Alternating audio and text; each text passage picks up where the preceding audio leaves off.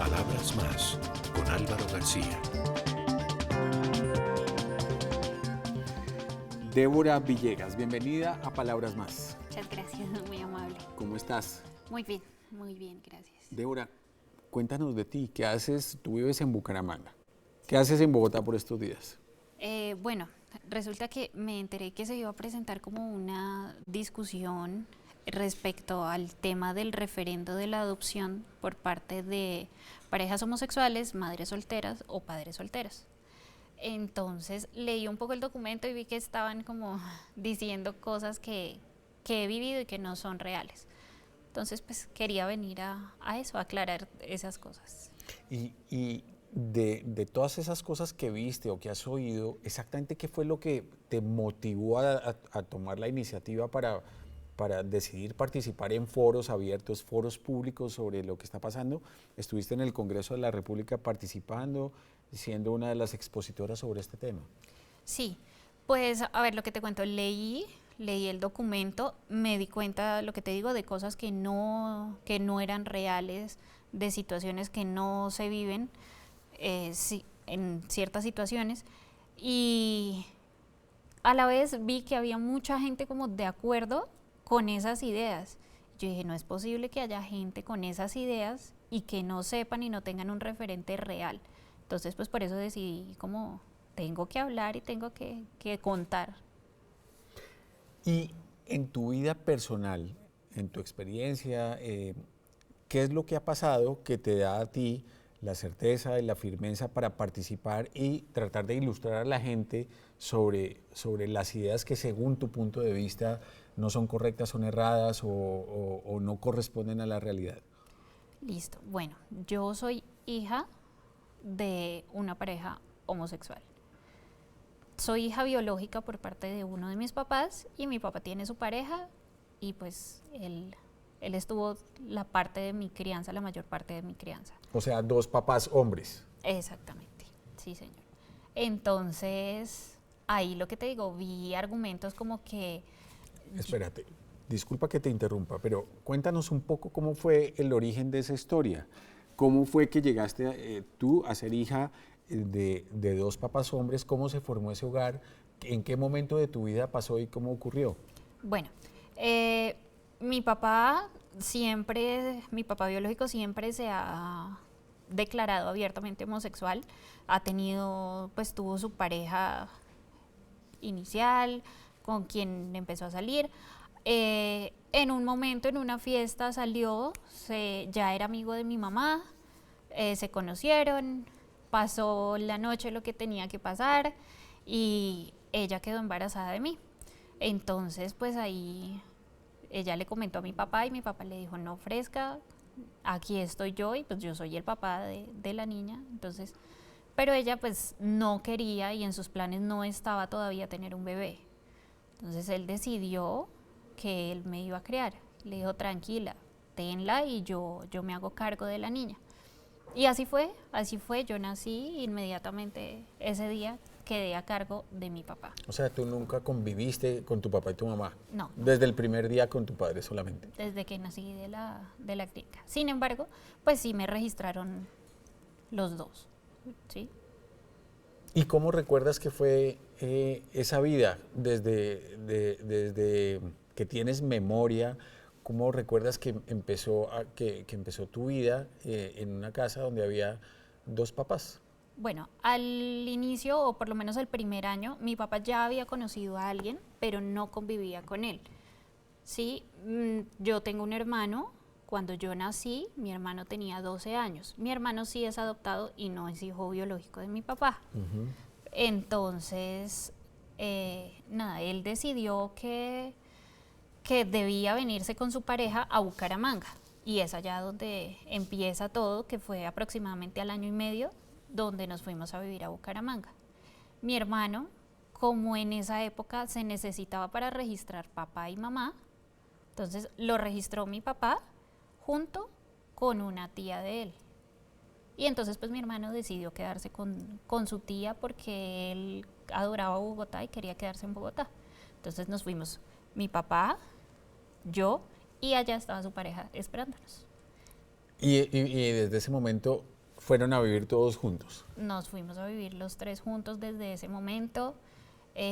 Siempre desde muy pequeña, como que tal vez cuando empecé a decir la palabra papá o mamá, inmediatamente ellos respondían a mi llamado, sin embargo aclarándome que uno iba a ser papi Jorge y papi Vlad, ¿sí? Y así fue. Bueno, cuando entras al colegio y empiezas a tener contacto con otros niños y cuando empieza uno a interactuar en sociedad, al darse cuenta uno que su familia es diferente a la otra, ¿con qué te encontraste? ¿Fue muy difícil para ti? ¿Qué herramientas te dieron ellos para poder entender tu propia situación y poderla manejar en función de la relación que tenías con tus compañeritos de colegio cuando eras más chiquita? Ok, mira, los primeros años de colegio primaria recuerdo mucho que estudié en colegios católicos, ¿sí? Entonces, pues siempre dejan como la tarea de mi familia, papá, mamá, cositas así. Pero mis papás siempre fueron muy sinceros. Inmediatamente como que, mira, tú no tienes a tu mamá presente, pero tienes tus dos papás. Nunca se pegó la imagen, por lo menos, de el papá y una imagen ficticia de alguna mamá. En la parte donde decía papá, pegaban la foto o la imagen de los dos. Ya. Tal vez esa sinceridad fue la que me hizo entender a mí que, bueno, ellos eran así y podía ser diferente a otra familia, así como habían niñas que solamente vivían con su mamá, así como habían niñas que vivían solamente con su abuelita o abuelita y mamá. Entonces, como que así lo entendí.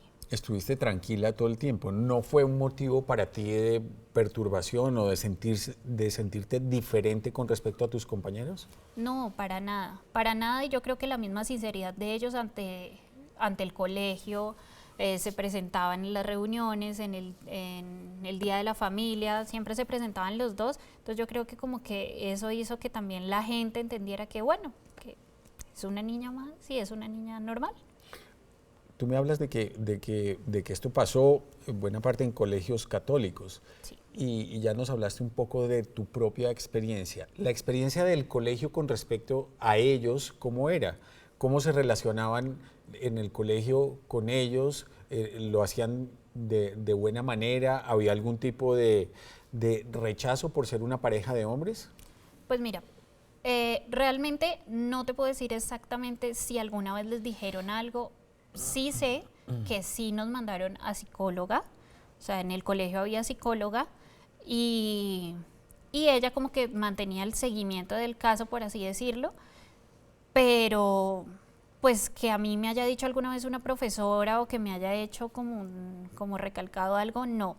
En las sesiones, a pesar de ser muy pequeña, porque cuando uno que está en primaria tiene 6, 7 años, a pesar de tener esa edad, yo recuerdo todavía mucho que la psicóloga era muy querida conmigo, nunca alguna vez me hizo una pregunta como, ¿pero tú te sientes mal por tu mamá? No, siempre fue muy respetuosa y no, nunca, yo sí recuerdo que ella decía, pero eres una niña normal, ¿y eres feliz? Y sí, soy muy feliz y ya.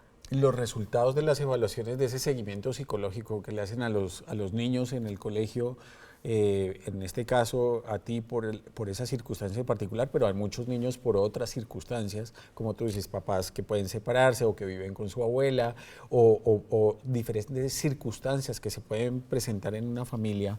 En el caso tuyo, el resultado de esas evaluaciones, ¿cuál era?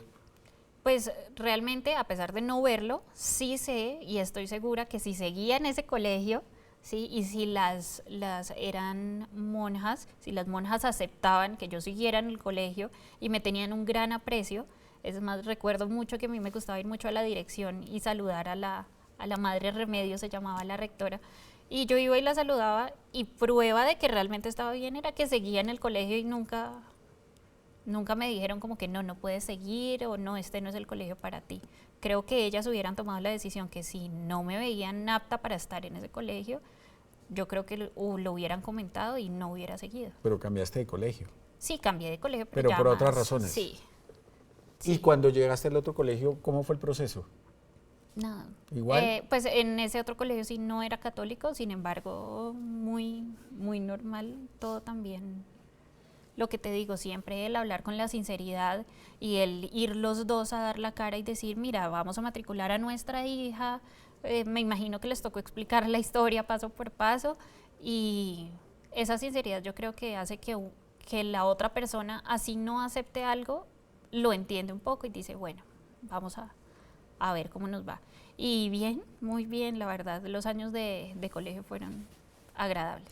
Y bueno, ya nos hablaste de lo que pasaba en tu casa, nos hablaste de cómo lo asumía el colegio.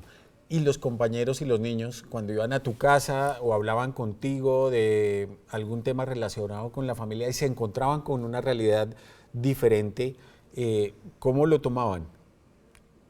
No, la verdad nunca recibí un comentario como, es más, realmente yo ahora me pongo a pensar y yo digo, bueno, muchos papás o compañeritos debieron haber pensado alguna vez en no quedarse en mi casa por tener dos papás, ¿cierto? O sea, creo que muchos papás dirían como, no, ¿cómo se les ocurre que vamos a dejar quedar a nuestros hijos en la casa de una niña criada por dos papás? Y sin embargo recuerdo muchas veces muchas pijamadas en mi casa, atendidas por mis papás.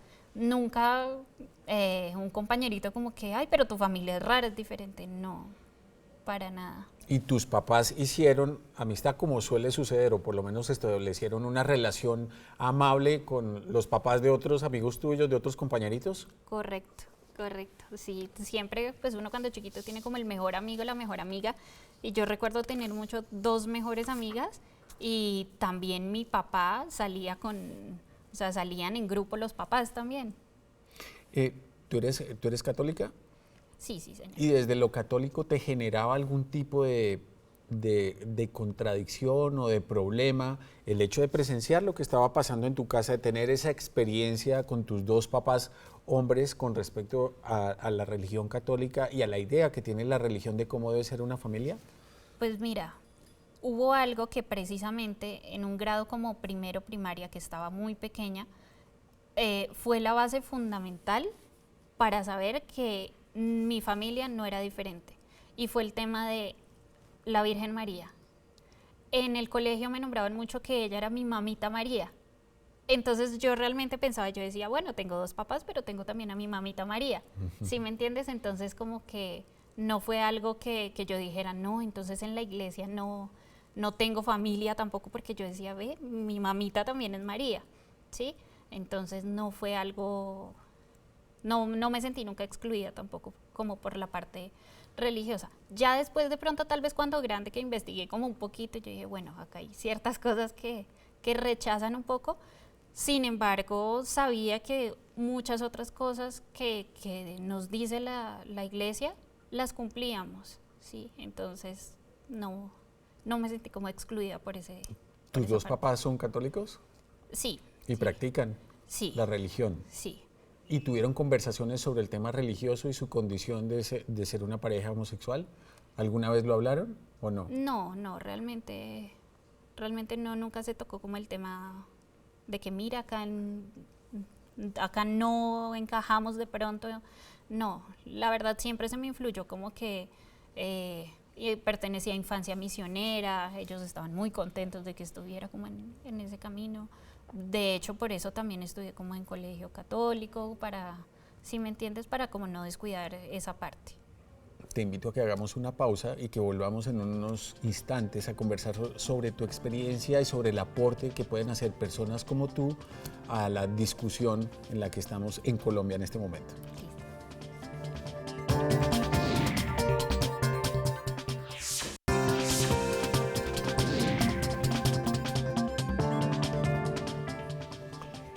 Débora, ¿hay beneficios o desventajas comparativas de pertenecer a una familia diferente como la que perteneciste tú desde niña?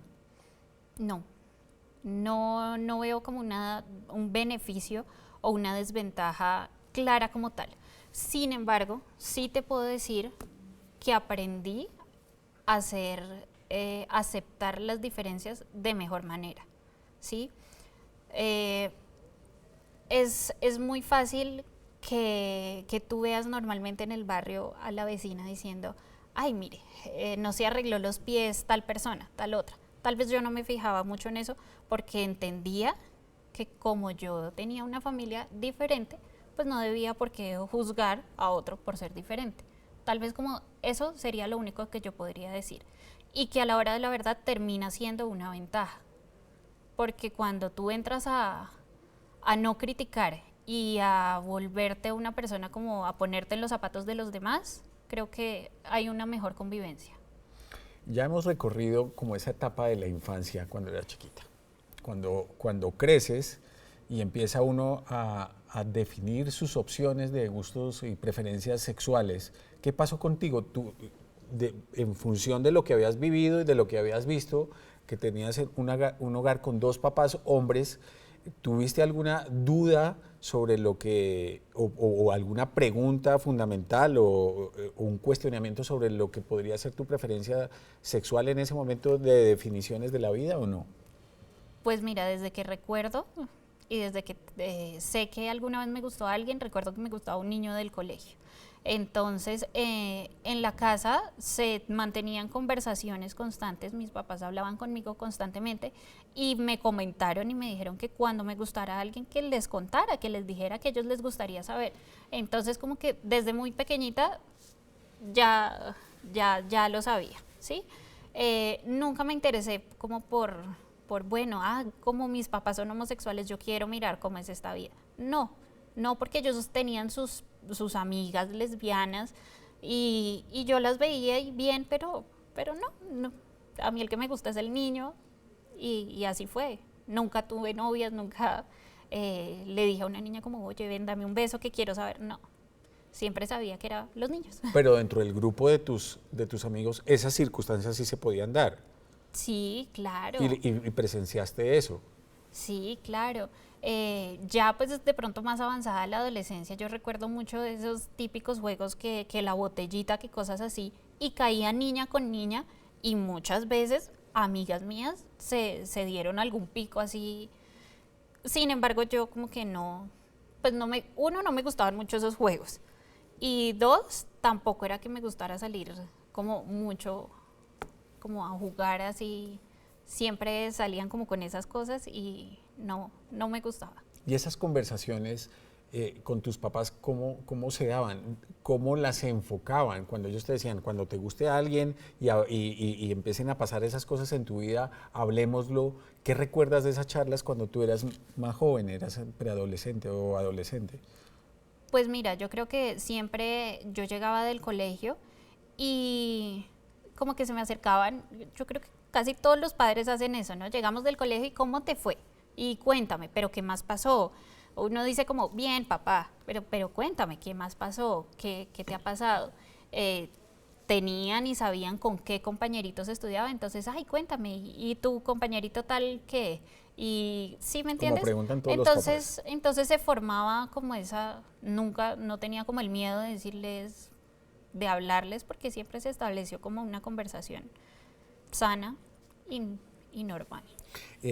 Pasó el tiempo y las circunstancias de tu hogar con dos papás hombres, ya cuando llega el momento de, no sé, de tener novios en serio y todo eso, ¿cómo te marcó? Y hoy en día en tu vida personal, con tu pareja, ¿cómo es? Bueno, mi papá biológico es una persona de genio bastante templado y es una persona muy tradicionalista. Entonces, sí me lo aclaró y me dijo, mira, yo no quiero que tú tengas novio antes de que cumplas 15 años. Primero porque no vas a estar preparada, o sea, no es una edad, antes de los 15 años no es una edad en la que una niña deba estar como con noviecito, no me parece. Sin embargo, ya después de los 15 años puedes tener novio y te pido el favor que los traigas. Y si quieren ser tus novios, deben pedir permiso. Porque tú eres una señorita de casa y tienen que venir a pedir permiso. Y así fue.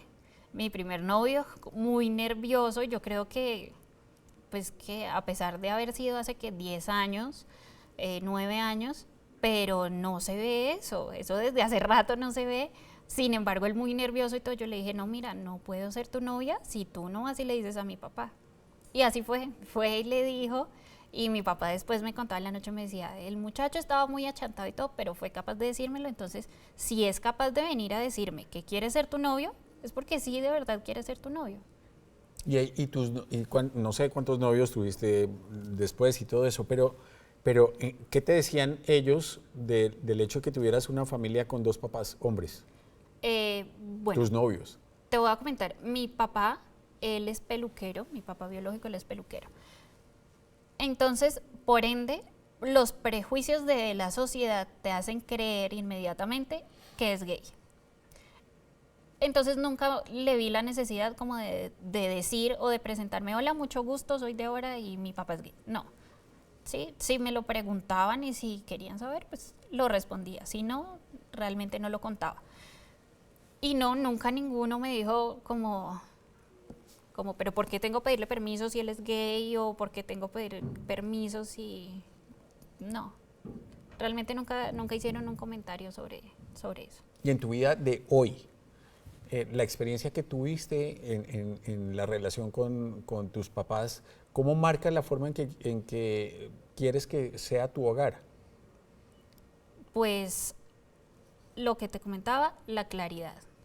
La claridad ante todo. Antes, yo soy una mujer casada y antes de casarnos tuvimos muchos diálogos con mi esposo y hablábamos y llegábamos a acuerdos, porque yo estaba acostumbrada a eso, al diálogo, a los acuerdos, a escuchémonos en familia.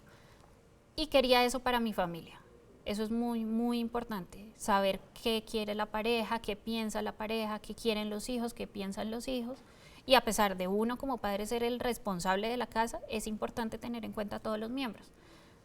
Entonces, eso, la comunicación para mí ha sido muy, muy importante en mi vida ahora como de hogar. De todas las cosas que has oído, de esos temas que conversábamos al comienzo de esta charla, ¿te impulsaron a tomar la decisión de participar en esas discusiones para dejar testimonio de lo que ha sido tu vida y desmentir todas esas cosas? ¿Cuáles te parecen las que definitivamente son escandalosas o que pretenden desenfocar una discusión como esta? ¿Qué te preocupa sobre el tema?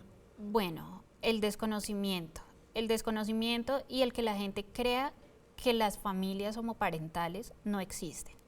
Eso lleva a las suposiciones y al tú suponer empiezas a mentir. Entonces, al ver yo que habían políticos que comentaban cosas como que hijos de las parejas homoparentales podían ser tratados como mascotas o premios, eso me hizo sentirme aludida y decir, hey, no, nunca me trataron, no, yo me sentí como una mascota, siempre fui tratada como una niña. Y veía comentarios de las personas que decían como que sí, tienen razón, y gente que me conocía, yo decía, bueno, no, entonces me va a tocar de verdad salir y exponer mi vida para que muchos que no conocen dejen de suponer cosas que no son.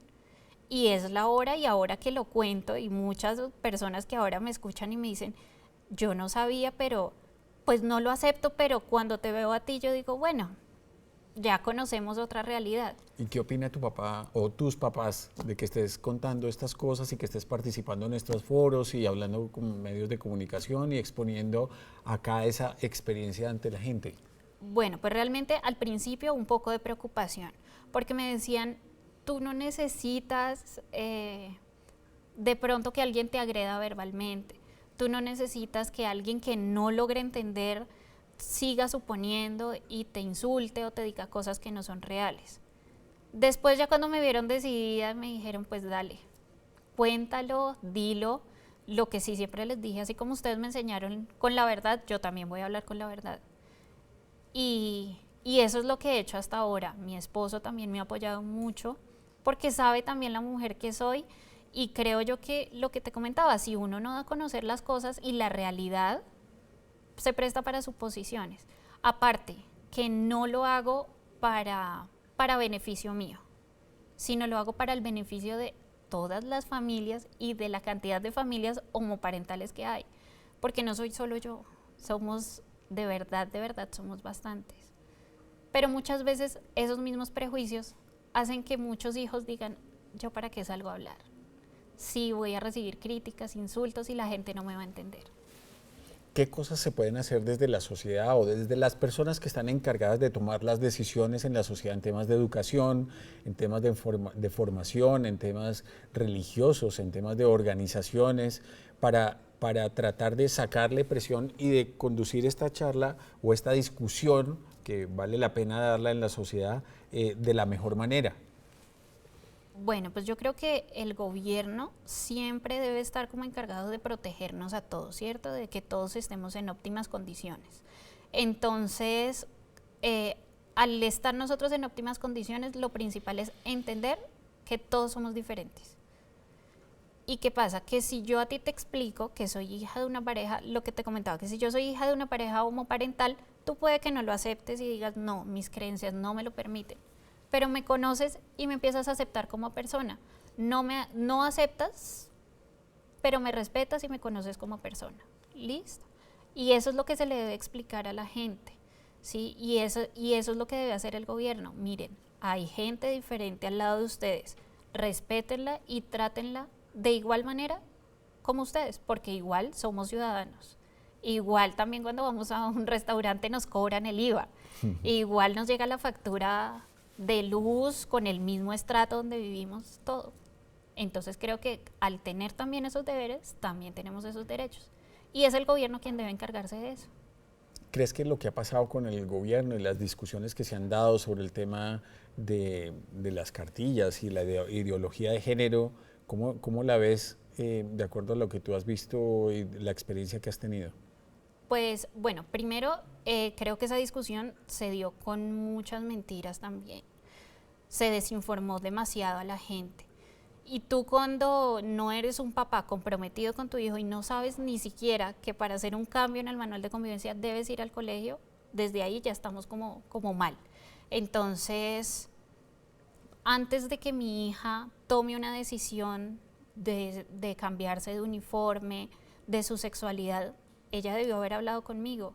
Yo como mamá debía haber sabido su situación, ¿sí?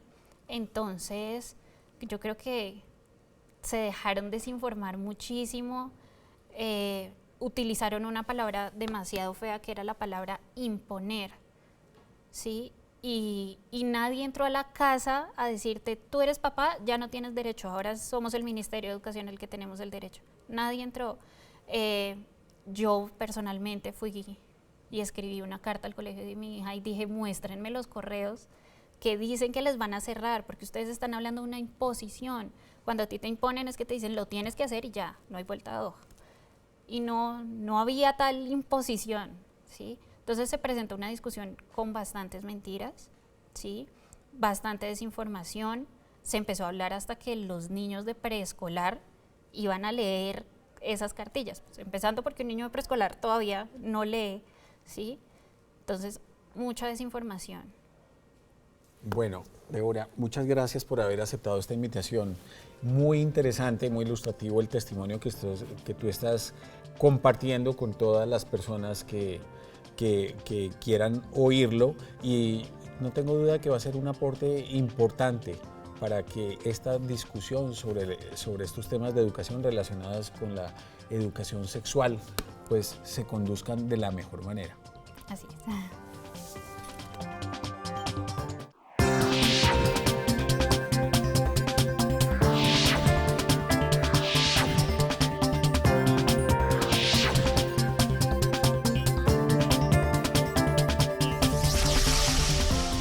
Palabras más con Álvaro García.